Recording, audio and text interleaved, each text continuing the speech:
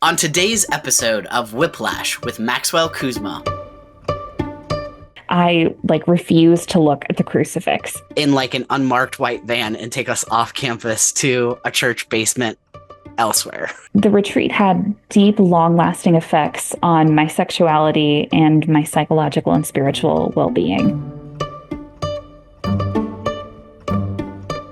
Welcome to Whiplash with Maxwell Kuzma, the show where two queer Catholics, Max and Emma, dive into the dark and twisty Catholic faith we were handed. And the beautiful mess we're building in its place. It's a journey of exploration, excavation, and deconstruction. As we challenge the limited view of God we were taught, and embrace a fully affirming, expansive Catholic faith. No topic is off limits and no question is too big or too small. We're in this together, figuring out how to reconcile our queerness with our Catholicism, and maybe, just maybe, even reimagine them both. So buckle up, folks. You might experience a little whiplash, but we're here for the ride. Let's go!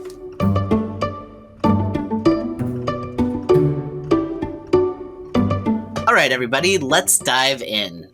Today's episode is one that we've been thinking about for a while, and honestly, it's something that hits pretty close to home for me as a transgender man. Yeah, we're talking about Catholic masculinity, how it's shaped, how it's performed, and how we as queer Catholics are navigating how that model has impacted our own lives growing up in conservative spaces. For a lot of Catholics, the Church has long held up a specific ideal of what it means to be a man of God. But for queer people especially, that ideal can feel rigid, exclusive, and kind of alienating. 100%. And what happens when you don't fit that mold? When your masculinity doesn't look like the one the Church expects or is trying to present to you growing up? Does that mean you're less faithful, less worthy? Spoiler alert, absolutely not. But the tension is real, and that's something that we've had to work through in our own lives. So before we share with you a conversation we recorded at the beginning of working on a written masculinity series for Substack, we are going to share some thoughts about writing the series and what we've learned in the process. Yes, and we have covered so much in this series, Emma. We really have. We've covered politicians like J.D. Vance, who's Catholic, to Bishop Barron attending the State of the Union and calling it a liturgy of democracy. We've covered the topic of empathy, and we've even covered gender essentialism and tradwives. It turns out that talking about masculinity means discussing almost every part of society. Absolutely. As a historian and someone with a keen interest in tracing Catholic complicity and participation in the rise of different contemporary issues, like Christian nationalism and pointedly Catholic nationalism, the present moment has deep roots that we have touched on throughout this series. It's also a time when documenting queer Catholic experiences and creating and keeping this historical record is critical, especially as queer and trans histories are being actively erased. So to get us started, let's give an overview of some of those themes. Max? Yeah.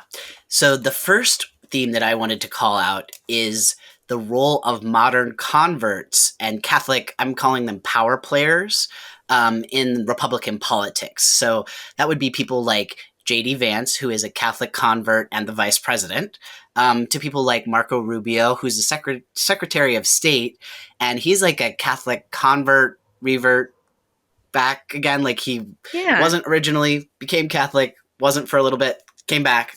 To also people like Supreme Court Justice Amy Barrett, who is partially responsible for overturning Roe versus Wade, to other roles throughout the government that Catholics have been playing a role in. I'm thinking here of places like the Heritage Foundation that have had a big hand in, I believe, things like Project 2025, as well as groups like Opus Dei, who, for example, in the U.S., I believe have the most number of members concentrated in Washington, D.C. So, when we talk about Christian nationalism and we look at the Protestant involvement, there is also a significant role that Catholics are playing, and that's something that we're wanting to pull out and talk about.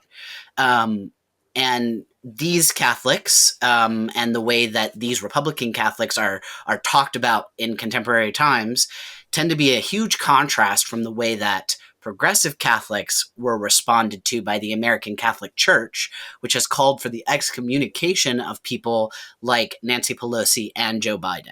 100%. And one thing we also delved into in this series was my own personal experiences with kind of, as we called it, this excommunication on Twitter, formerly X, and this idea that especially when there's any presentation of gender outside of kind of strict heteronormative cisgender categories, there's a lot of pushback, not only because it doesn't fit into narratives that many people are fed from the church and from outside organizations and influencers surrounding this gender philosophy, but also because it threatens systems of worldview that many people see as their only way to exist in this world. So a lot of what we delved into here is about essentializing experience. Totally. And what you say there at the end makes me think of really a line I heard at a conference recently that said they've sold this idea of old-timey religion. And to be honest, like, what could be old-timey than like Catholicism, which is ancient, with the scribes sitting at their desks and creating the different versions of translations of the Bible into the common vernacular over time, and all the encyclicals. And I have to give another shout out to the Papyrus Vatican website. I can't go an episode without mentioning that.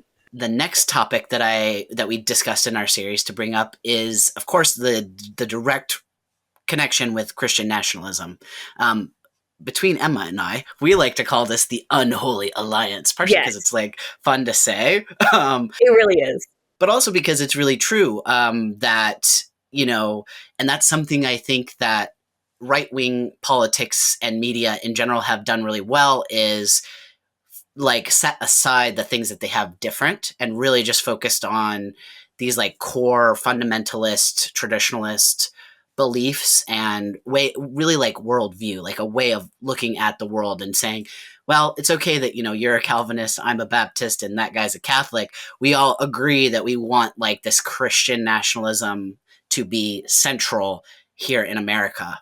I just attended a conference at Notre Dame University in Indiana about this topic, and I saw firsthand the deep roots of the topic with the Protestant church. But Emma and I are both also very passionate about the idea of making sure that academia, like an academic conference, is not like the only place where this information comes up and then just stops and kind of just lives there and doesn't make its way out. Because history is happening now. This is being broadcast live, essentially.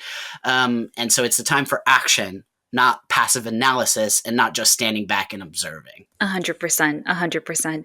And I think too, there's a construction within academia that these discussions don't reach people of different social classes, people of different social backgrounds. And I think that's inherent to classism that is deeply rooted within different higher education systems.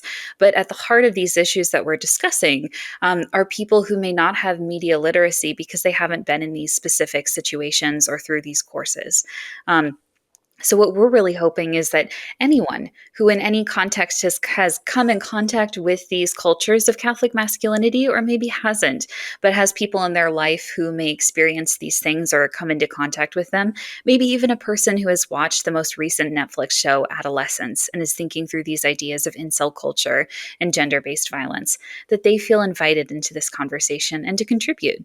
Yes, absolutely. And I think that from what you just said, the thing that really stood out to me was the role of education in general, because we know not just media literacy, as you said, but literacy in America is like a really big issue right now.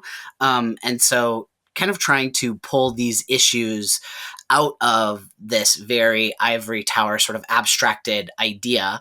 Not that there's anything wrong with academia, but just to make these things more accessible, because we need the academics to be doing the work that they do in analyzing and processing, but we also need the people on the ground to be as informed as possible, to understand the trends and the themes. Emma can very much speak to this as a historian, how the things that are repeated and recycled throughout time, and also importantly, I feel very importantly about the role of fundamentalism and our ability as just average people to be able to identify, hey, that's like some very rigid black and white thinking that isn't allowing space for the full diversity of humanity, which again comes from God because God made us all as in all our variety. And so also to your point about adolescence, I just wanted to add that, I also see that as if the manosphere is the only role, is the only education that, young men are getting, there are going to be some uncomfortable, to say the least, consequences of allowing that to be the only media literacy that they're getting. So just to echo that, I think it's so important as well. 100%. And I think what you speak to is important in that all of these ideas and thinking through the impact of fundamentalism and gender essentialist conversations is not only a discussion that needs to be had and a responsibility to be taken by men. There also needs to be a conversation about how everyone in every stratus of society is either enforcing, performing, extracting gender roles. So, a big piece of this, something that we recently released, is thinking through how tradwives, and specifically women, are part of this conversation and their own enforcement of gender based roles for themselves is also closely connected to gender based roles for others. And I think that's a huge piece that we're eager to delve into in this series as well. Absolutely. Tradwives are such an interesting topic right now, partially because their performance of femininity coincides with and is a complement to the masculinity trends that we are talking about and that we see in the broader manosphere. Catholic tradwives make far right Catholic masculinity seem palatable because it's like, well, after all, she's just being homey. She's just providing for her family. Isn't that just the essential family structure that we all long for on this deep fundamental level? But, it can be anything but, because on the other hand, we see the sort of weaponization and the militarization of things like the rosary, which is very concerning because it contrasts so deeply with the idea of a meditative prayer assistance, to then have these bullet rosaries or rosary tattoos that say something like bring me the weapon, or, that type of thinking. The connection to traditionalist Catholicism and the Latin Mass resurgent is also a really important point at this part of the discussion, because the American right in the US has done a successful marketing campaign with the performance of faith and gender on a national stage, with the Catholic voters contributing to our present moment. 100%, 100%. And thinking through also how, especially with what we've seen in the last decade, the last 20 years, is kind of this resurgence and adoption of Catholicism, but also Orthodox religions by young people, young men and women who are coming to this space. And just as you spoke to earlier, J.D. Vance verbalized it in why he chose to convert to Catholicism, of seeking something that's old, something that they believe is deeply entrenched in society, when in actuality, a lot of the gender constructions that they are pushing as part of this old church never existed, and in many ways stand counter to what this early church would have looked like. Emma's like, a historian would like a word. Yes, I would like just a little asterisk here, a little footnote. Yes. 100%. But for the same reason that I think this speaks to it, is a lot of young people, and the young people, especially who were mobilized by MAGA and Trump campaigning and far right actors, were the same group of people that are deeply connected to these senses of ritual, the smells and bells of Orthodoxy and Catholicism, to seek and find meaning in their own life. Even to that point, Emma, didn't you also do some research into the devotionals? I did. Well, I know we don't have all the time, but I will say one of the things that I really delved into was focused on chapel veils. So specifically for young women, which we mainly see from 20 to 40, especially as millennials are coming of age and Gen Z are taking on this trend as well, who are really connecting with chapel veils as a way to practice this very real sense of devotion and vulnerability within their own bodies is really fascinating.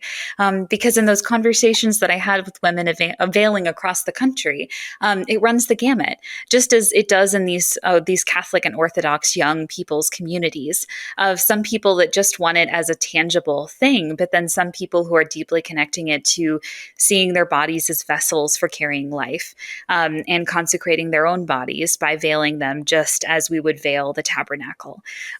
So implicit in a lot of those devotionals is kind of this really strict traditionalist gender construction that is in many ways the consequence of seeing these movements and this push towards Latin Mass and traditionalist Catholicism, idealizing what a pre-Vatican II world would look like, when in actuality, a world in which a woman was able to choose put what she put on her head before Vatican II never existed.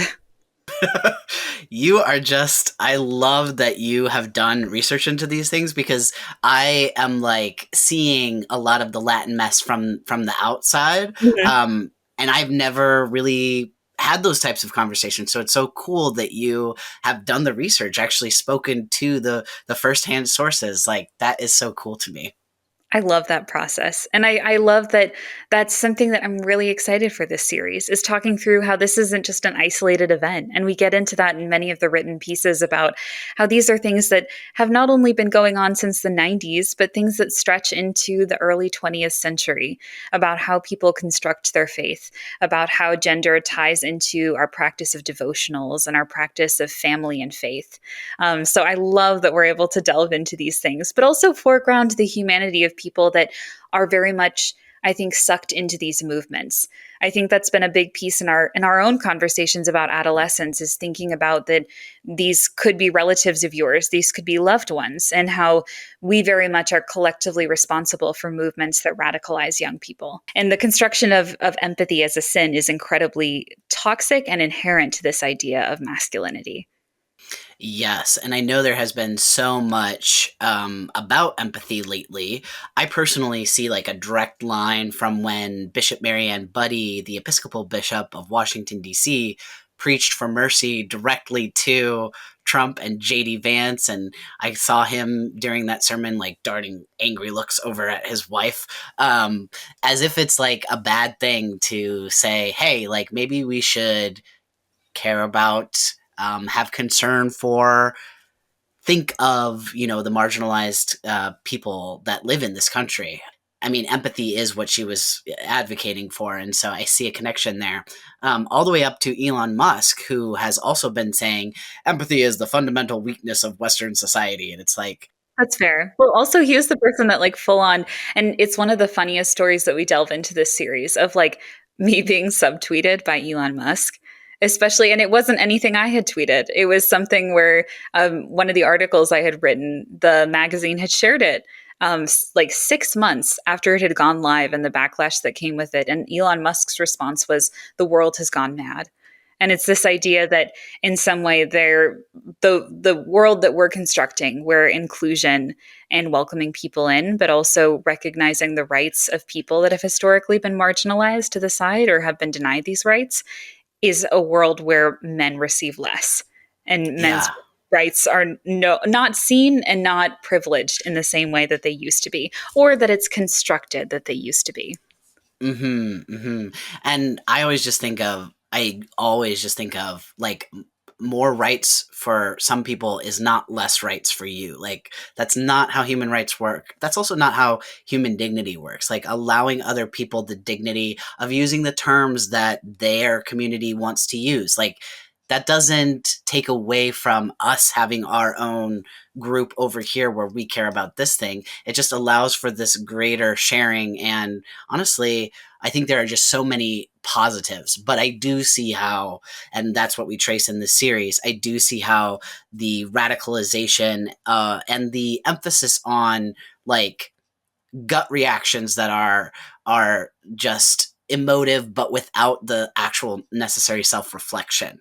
There isn't the practice of internal reflection and self-awareness that would lead you to okay, I can own the fact that I feel intimidated now that, I have to compete with women in the workforce in this way. I can own that sense of vulnerability that I feel, and I can use that to make me better at the thing that I care about, the work that I'm doing. Like, if it is truly important to me to do this work, then I can become better at it. There is abundance. I can go and share in other ways. So I really think a lot of it really does just play on, like, the lowest common denominator of like the basest impulses without this deep um, reflection that leads to greater awareness of who you are as a person and what you can really truly contribute to society. I think it also ties to the idea that if in some way you change your mind or you come to a greater understanding or empathy of another person's experience, it's seen as weakness. And I think that's the heart of constructing empathy as a sin.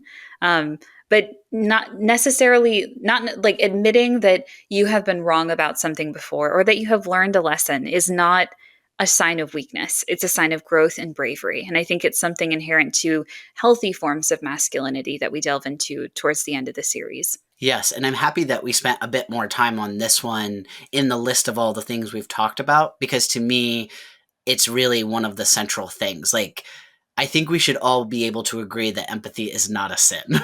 I think we should I all do hope be so.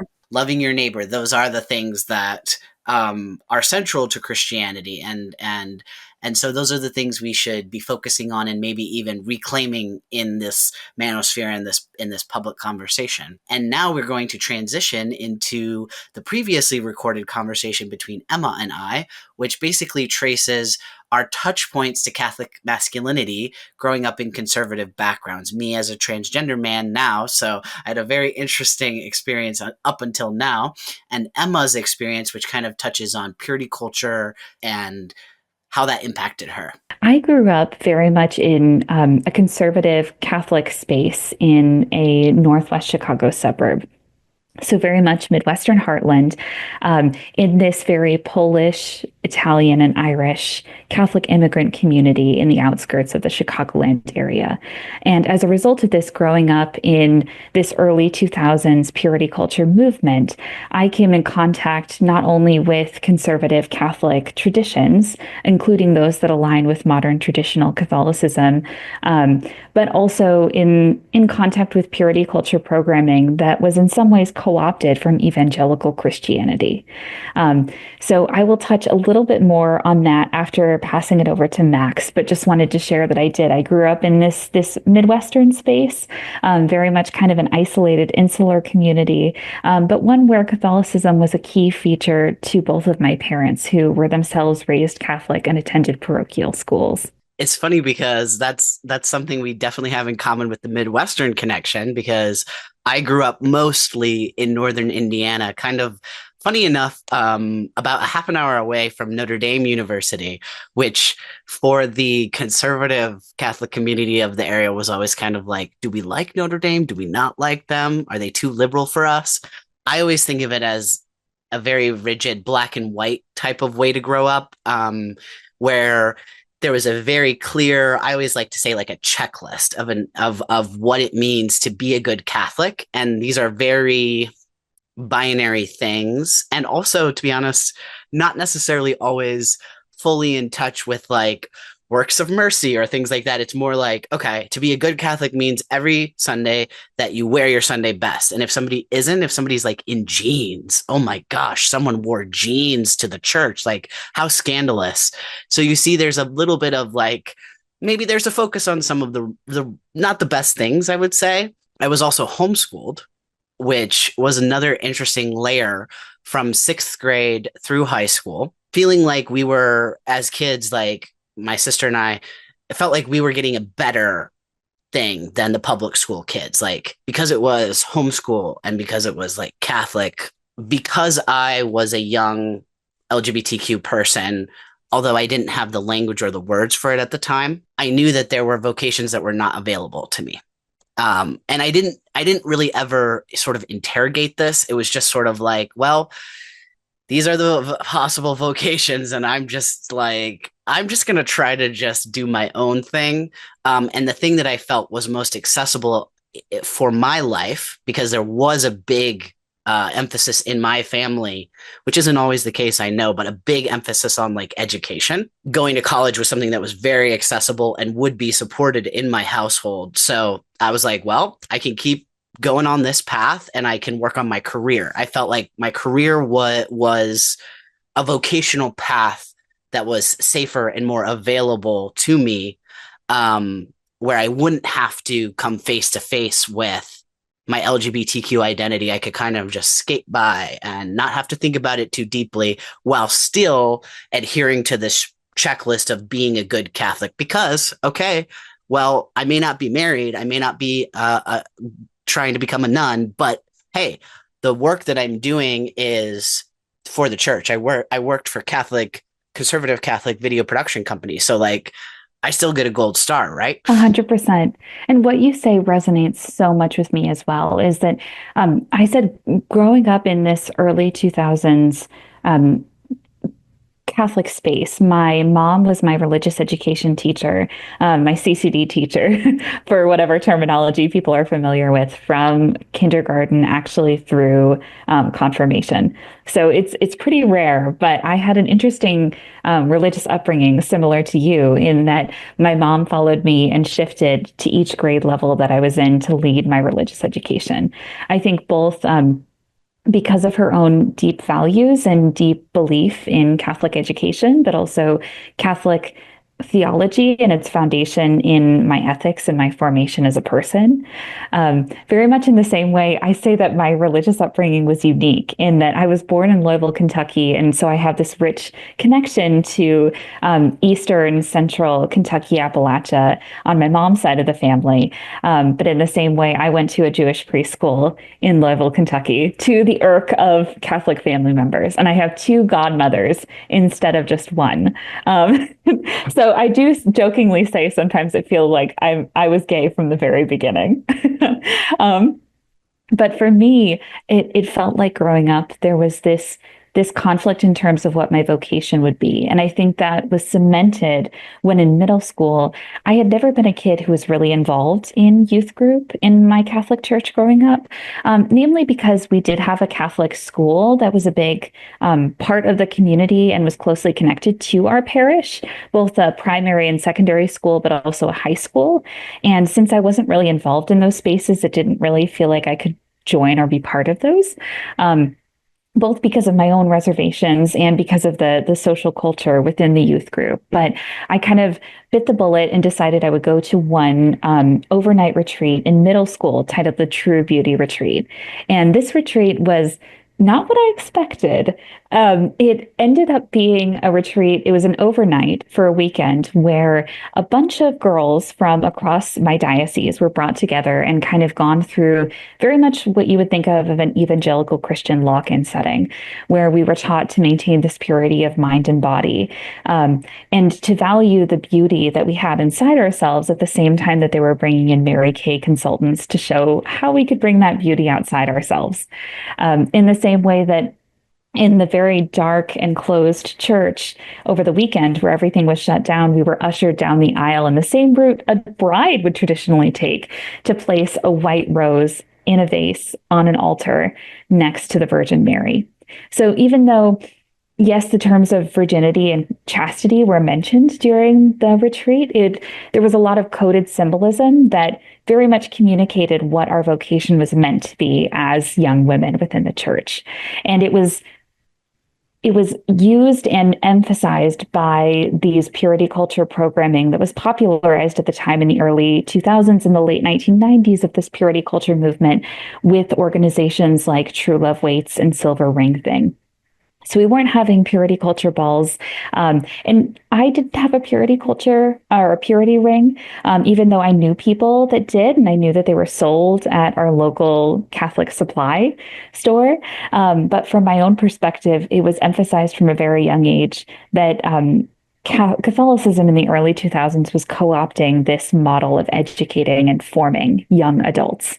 And so for me, this emphasis on a vocation meant not only that I had an expectation to be pure, which has its own psychological and spiritual tolls, but also that my only expectation or my greatest success that I could attribute to was to be someone's wife, was to be a mother. Um, and what was even more disconcerting to me was that in these Catholic spaces, there was very little, if none, discussion of LGBTQ plus Catholic identity. It was almost in the same style of abstinence only education during this time period, popularized and funded by many government systems, in the same way that I think it manifests today with this idea of if we don't tell children about LGBTQ plus idea, queer people just won't exist, which we know is markedly untrue.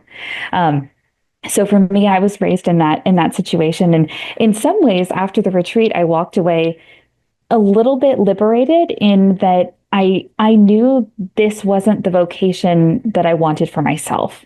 I could at the time laugh off this moment of, well, we're supposed to pray for our future husbands, but I sincerely know to myself that he's probably stuck in a tree somewhere, and that's fine with me. Uh, so for me, it was understanding and being able to laugh off and point out at the time elements of patriarchal and masculine violence in the church that I think we'll delve deeper in this series into.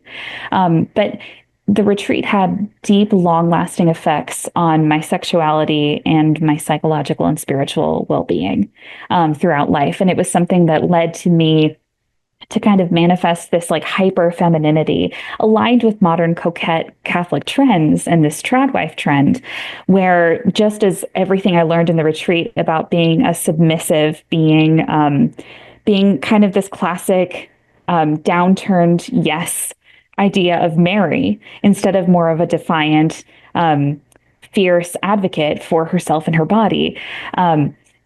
Where that kind of influenced the woman that I wanted to become or who I believed that I was able to become. So one thing I always say is for many years following this retreat, as I was delving deeper into my own theology of the body, which itself is complicated within the Catholic Church, I like refused to look at the crucifix. I didn't think I was worthy of seeing Christ, even in this state of death, even in this moment of dying for me. I didn't think I was worthy of him to die for my sins. Um, so it deeply affected me until I got to college when I started to deconstruct that moment and what it meant to me.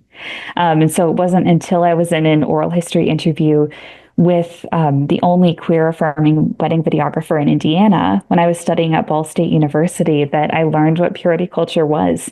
And that was kind of the opening impetus point for me to understand and identify my own experiences, connect them with evangelical Christianity and youth programming, but also to understand and appreciate and love my own identity and acknowledge who I was. It's just wild to me, really, how we in this space, people who maybe are LGBTQ or not, but who have lived through these fundamentalist Catholic spaces, whether it's a purity culture thing or just in general, it's so wild to me how much we have to relate to.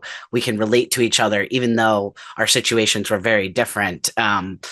It just shows how much of a powerful force this is, fundamentalism. And that is very motivating for me in talking about it and analyzing it, because I think it's really important that we name it and talk about it so that we can be aware of this very powerful thing that's affecting a lot of people. Yeah, so I mentioned how academics were a safe thing. So for me, and kind of pursuing my career felt like, okay, that's something that's safe to do because I'm not really interested in getting married because, you know, as someone who is assigned female, it was expected that I would want to get married to a man, and that was just not that was not interesting or attractive to me. So I resonate to kind of what you were saying, Emma, like in situations like at a purity retreat or whatever, and where it's just kind of like, yeah, that just doesn't, that kind of just kind of like flies over my head a little bit. Like it's not really landing. It's not really affecting me the way that I see, okay, there's other girls at this retreat who are like maybe breaking down in tears or like wrestling with the emotions they're having about like their little teenage boyfriends. Like I'm just not real, like, so, I'm very clearly, I'm wearing a bow tie. That was me. I'm wearing a bow tie and like these other girls are over here and I'm like, this is not adding up exactly. I love that. all of those factors led me to being like, okay, I'm going to go to college, but I need to pick a Catholic college because, again, the checklist is what I have. Like I really feel like that checklist, even though it was never a real checklist, it was, a mental one. Um, I really feel like that really drove me because I was like very concerned with doing the right thing. Um, and because the world had been presented to me in this very black and white way, I was like, okay, so everything is black and white. Either you're doing the right thing or you're not. So it's very important to know exactly what all those things are and just do all the right things. Because if I do all the right things, I'm going to be okay. I'm going to receive these graces. Everyone's telling me this is the road to happiness, health, well-being. And I'll go to heaven. Like God will love me. All those factors that I kind of mentioned led to me choosing Franciscan University. So I was involved in youth group, and that's where my experiences of some retreats, they weren't purity culture retreats specifically, but the people that ran the main youth group that I went to had been alumni of Franciscan University. I really wanted to highlight the motto of Franciscan at the time, which ties into what I was saying about how these two main drivers in my life, where Catholicism is super important and then academia is safe. The motto at the time was academically excellent, passionately Catholic. So it was like, well, who could argue with that? That's like exactly what I'm supposed to be doing, right? And so I went to Franciscan, being very gender nonconforming at the time, wearing very masculine clothes. So I was surprised that nobody had an outward, a verbalized issue, but that's also a theme, especially for LGBTQ people in these Catholic spaces, is sort of like the cone of silence, like this, like having gay choir directors that no one ever knows anything about their personal life, but nobody's 100%. asking. But what I came to in thinking about it later was the reason why no one really confronted me about my gender nonconformity in that way and in those spaces is because in some way I was still fulfilling what they were caring about, which was I'm not presenting female sexuality outwardly. That was really that was the thing they did not want more than anything was it was the policing of how long is your skirt, how much skin are you showing, and that goes into a whole thing too that we could talk for. This is why this topic is so huge, but we could probably also talk for hours about how it's like they also specifically punish different body types. No, 100%. And I think it's also of like I have always been someone who had pretty pronounced curves ever since I was in 6th grade. And I've looked this way and been this size ever since I was in 8th grade. And it's very much in the same way where like policing surrounding wearing spaghetti straps, having short skirts it was very much conditional on how clothing fit bodies, but also how bodily expectations of beauty and femininity were perpetuated. 100%. 100%. Yes. And so in my reflections of it since then, I'm like, I think it was just that they were probably just relieved that it wasn't the opposite way. They're like, okay, it's a little weird that this female person is wearing a bow tie or like always wearing pants, and I've never seen this person in a dress. That's kind of weird. But at least it's not like evil and sexy. I had to do the voice because I feel like there was such It's a great such threat. fear. I remember being scared of like saying the word sexy for years. Like I was like, Same. that word, they don't want us to. 100%. People should be able to express themselves through their clothing and not have it be the responsibility of the viewer, the person who's looking at you. I'm just saying. 100%. And people also should have the opportunity to be educated and knowledgeable about their own bodies without the radicalization or sexualization of certain body parts. That part. Yes. So that was some groundwork I wanted to lay of just that was more of the gender roles at Franciscan, but there were other things too about it. It was definitely very white. And I also wrote down that holiness was measured by extra things that you did. I can't count the number of people who are like, oh yeah, I'm doing the liturgy of the hours this semester, or like I'm now only going to do cold showers, this semester as like an extra I forget what the word, but a penance, or Yeah. what I'm talking about. Almost There's veering into self-flagellation. essentially, yes, very much so. But like the college student version, which is just kind of funny. Yes. So lower key. Yes, exactly. And then we also had households at Franciscan, which is just a whole thing to like explain. But essentially, instead of fraternities, it was like, oh, we're gonna make this like holy and religious. So we had households, and it was weird though too, because households are like based on a celebration of they call it Lord's Day, and I think it actually has roots in a Jewish practice, I believe. It became their whole social lives. So they didn't have time really, because they had these commitments throughout the week. They had their schoolwork to do, and then their Saturday evening. And if they were really involved, they would probably be spending most of Saturday afternoon preparing for it. So they didn't have much time for other, and that is something that also sticks out to me as a red flag with these types of fundamentalist groups, where when it's like we're siloing you, we're you're getting more and more cut off from like other things you could be doing, other groups that you could be involved in, other people you could be mixing with out in the community. We're narrowing it and narrowing it and narrowing it. And that's another thing too, is like, well, who can be on our membership list? They have to fit these very narrow criteria. Last thing I wanted to say before I transition back to you, after I completed my time at Franciscan. Oh, actually, sorry, I want to add one more thing I saw in my note here. Of I course. actually At Franciscan, I actually also went to a Courage meeting. Oh, And so interesting. Courage is basically what conservative communities would point to as support for LGBTQ people. Essentially, it's private meetings. And so it has very much a feel of like, we're doing something wrong. We're in the shadows. We're in the darkness. I even had attended a Courage meeting, not at Franciscan, but at another time, where somebody who was there was like, literally, we're already like sworn to secrecy, but went through an extra level to like tell everybody, do not tell anybody that I'm here. It will ruin my career. They wouldn't even hold these meetings on campus. It was because someone could see us, I guess. But they had flyers about it, and then you would contact the phone number, and then literally they would arrange to pick up a group of us in like an unmarked white van and take us off campus to a church basement elsewhere. Oh my goodness. like like that's just not that just doesn't feel like, we love you, we care about you, we accept you, we're trying to support you. That feels like we're going to hide you, and we're going to Couple hide your red flags. problems.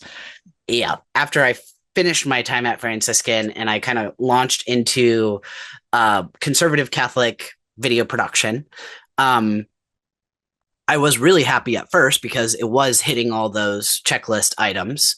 And also, as a young professional, it made sense to me that a lot of the environments that I were very focused on like, well, you're the new one, so we may not choose your idea, or we need to change your idea substantially for it to be accepted by the project, the stakeholders, the client, whatever. But the thing is, I got older, I got more experienced, I had a lot of career experience, but I kind of stayed in that role of like, oh well, we still need to alter this dramatically, or like, no, I don't like that idea. But then later, I might have left that company, and then I would look back at their portfolio and see that they actually ended up doing a project that heavily centered an idea I had said that at the time they rejected. And I just wanted to bring that up because that definitely, whenever I hear discussions about the experiences of women in the workforce in general, I'm like, yeah, I get that, where it's like your voice just has less weight. It's like um, less taken seriously. There's always a little asterisk that it was a woman's idea, so somehow it's like less, you know, valued. That's where I wanted to transition back to you, Emma. 100%. Everything that you're saying, I think, is so incredibly important.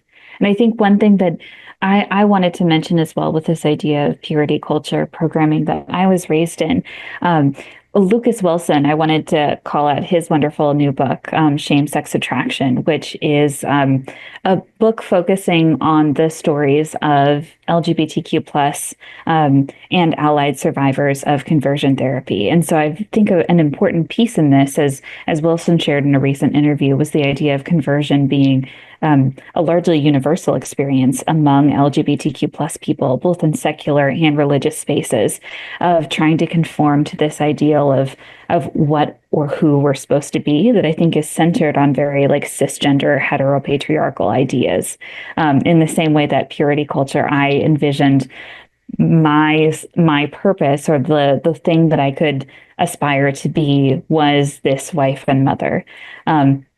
So for me, I entered college in this really vulnerable space where I went to Ball State University, which was kind of isolated and insular, similar to the town where I grew up in East Central Indiana, kind of in the heart of this Rust Belt.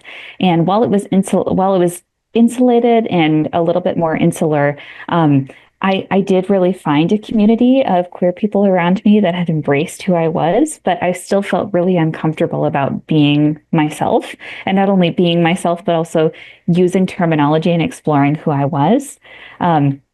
Not just we talk about like using the word sex or sexy, but also talking about like what or who is a lesbian and how did I come to identify as one, even though I always knew this was who I was. I just didn't have the terminology for it. So for me, during college, it was kind of leading this double life where while I was in classes in public history focused on documenting the experiences of LGBTQ plus people of faith in evangelical and Catholic spaces in this small Rust Belt city, and delving into far right traditionalist Catholic material cultures, including veiling. I was also an active cantor at my church, a church that very much when I left Ball State was growing in its traditional, radical traditionalist Catholic traditions, in the priest facing away from the congregation, in holding the Mass entirely in chant. And that was a drastic shift from when I started 4 years earlier. So at the same time, I was going to cantor practices and learning these songs. I had books like She Who Is by Elizabeth Johnson in my backpack that were banned by the church. And that was a book that one of my professors, himself a Catholic, had actually sat down and selected for a group of people, including myself, of LGBTQ plus college students grappling with ideas of religion and spirituality and what it would mean for us. As many of the people in this very group that I was part of were trying to understand, as I was, what our place would be in the church, and if there was a possible way to reconcile who we were coming to understand ourselves as, and has always been, for me, a lesbian, with the idea of if we could exist in these church spaces. Not only if we could exist in these church spaces, if we would want to, but also if the church would even consider having us, if we were to live as our authentic selves. And so I graduated college. I've always loved museums. And so I continued to work in that space. I still work in that space. And I moved to Washington, D.C. to pursue my master's of museum studies, which I loved. And in this work, I also, brewing in the side was this intense fascination with religion that had kind of in college been more of a tangential focus of I can focus independently on queer people raised in these evangelical spaces. I can focus on women who are veiling or traditionalist Catholic women as something that had objective distance from myself. But in museum studies, where I was challenged to understand not only the bias, but the ethics in presenting histories and storytelling to publics, but also collecting stories in ethical ways, I was challenged a little bit more to focus on my own experiences, and in the light of this video and our conversation, focus on my own perspective and my own bias in approaching these conversations and this research itself. And so I reached out to Barney Schlager, an amazing Catholic theologian at the Pacific School of Religion in Berkeley, and had basically said, I've been looking for stories of queer Catholics that exist, whether that be Catholics or whether that be LGBTQ plus people that remain in the church, people that have shifted away, but people that are actively grappling with these questions. And while there were some narratives out there, historically, they were ones that prioritized white, cis, gay men's experiences, which are equally valid and incredibly important, but ones that I couldn't see myself reflected in the same that I couldn't see myself reflected in mainstream purity culture survivor stories that were kind of this same cis, white, straight, evangelical narrative. So for me, that's how the Queer and Catholic Oral History Project came to be. And it was very much at the same time that was forming that I had written about my own experiences in growing up with purity culture online. And for the sole reason that I was hoping some little baby Emma out there in the future would see this story and feel seen or heard. And as a result of that, received an incredible email from Father James Martin that asked if I would be interested in being part of a panel of including two other queer Catholic women about, and I love the title of it, the Queer Catholic Lesbian Experience for the second annual outreach conference.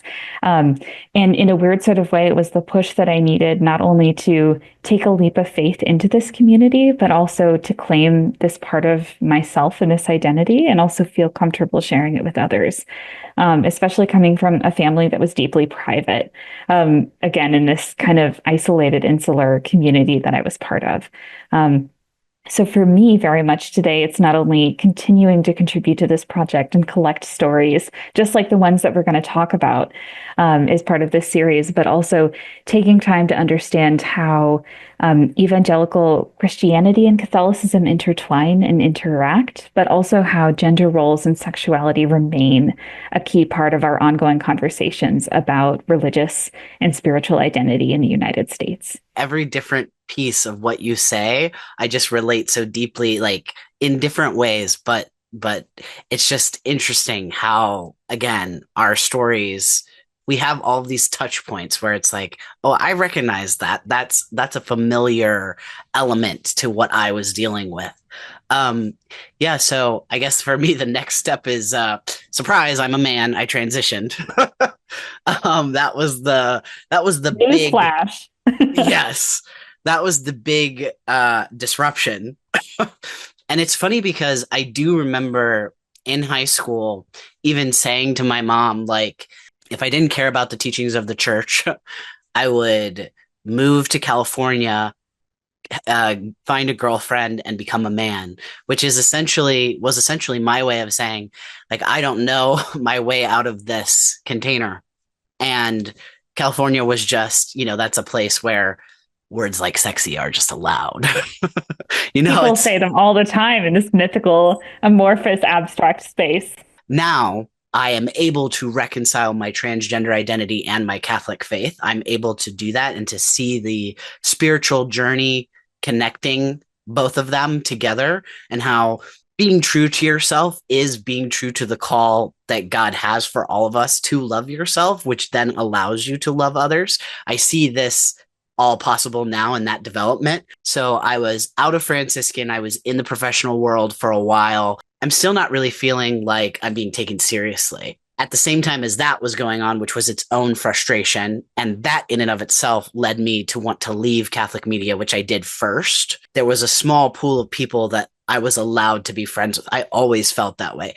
You may make friends outside, but like, why would you really pursue that? Like, that wouldn't be something that you're motivated to do. You should be staying here. Like, you should have everything you need here. And I was noticing that the people that were in that pool, they were all doing the vocational things that I was like trying to avoid. So they were having aspects of their life develop, the lifestyle that they lived, the life events that were happening, like getting married, having children. These were things that were happening in their lives that were further separating us. The longings or the yearnings that I had that would lead me to those life stages were not things that I would be able to connect with these people about, unless I wanted to always have these supercharged conversations. Because that was the other thing. It's like, if there was somebody that I trusted enough to talk to it about, it would be this whole thing where they were always kind of like monitoring me. And again, I don't think intentionally, but because of the nature of those types of groups, like ultimately one of the biggest problems with the small pool thing is that you end up surveilling each other. You end up evaluating each other. How well is everybody in the pool swimming? Like, I think also like so much within the Catholic Church being raised in this space like essentializes every relationship, every action that you do, every energy you exert in service of not only the church but your eventual salvation, which makes it really hard to exist as a person. I was not able to connect with people because I was not able to be true and be real. Really examined a lot of those fundamentalist aspects. And then I was like, okay, so if the world is actually nuanced and there's more colors than just black and white, and there's all these other aspects that affect literally everything, that is extremely overwhelming when all I've ever known is this idea of black and white. So if I am going to have a more nuanced, if I'm going to be able to receive the world in its full nuance, then I need to take the time to adjust and be able to see it more complexly. First, there were so many questions I had to myself, like in having had this experience of what it's like to be treated as a woman, that gives me information and it allows me to relate. And I think that being able to relate to people's of diverse experiences is something that's actually very strengthening for community, as opposed to we all have to be exactly the same. I am endlessly frustrated by the fact that within that fundamentalist type of Catholicism, it is a lottery where you have to be a cishet person, a cisgender heterosexual person, and you mostly have to be white, and you probably have to be thin. And if you checked off those, which is literally just random chance that you would be all of those things, then you're perfect. Ultimately, where I landed on is my most succinct articulation of what I see as true masculinity is knowing that you have a position of privilege in society and using that to elevate and amplify other voices because you have the most ability to do that. And that really became a big rallying call for me and something that's been very, very important to me. Similar to what you were saying about thinking about young Emma, the younger version of yourself, and wanting to become somebody who would give hope to that younger version of yourself, or provide a model or an example of like, this is possible. It is, like in my case, it is possible to be a transgender Catholic. And it's sad that I have to start there because there's so much more. There's a huge, beautiful depth of queer theology. Occasionally I even get the chance to talk about it, but most of the time it's like, hey, yes, transgender Catholics, we exist. We are here. There's a lot of us and we have a role to play in the church too. And so that's kind of like brings us up to the current moment, I would say. I'm really excited for the opportunity to delve into what this means from our own perspectives, and for this interview, for this conversation to be a way for people who are eager to talk about these important, delicate, but also incredibly powerful and deep issues in a way that feels personal and connected to our own stories, but also feels mindful to our own perspectives and our own biases that we are bringing into this conversation. I think we have really interesting perspectives and insights into what masculinity means from our own personal experiences that will manifest in what we're looking for and what examples we highlight and discuss.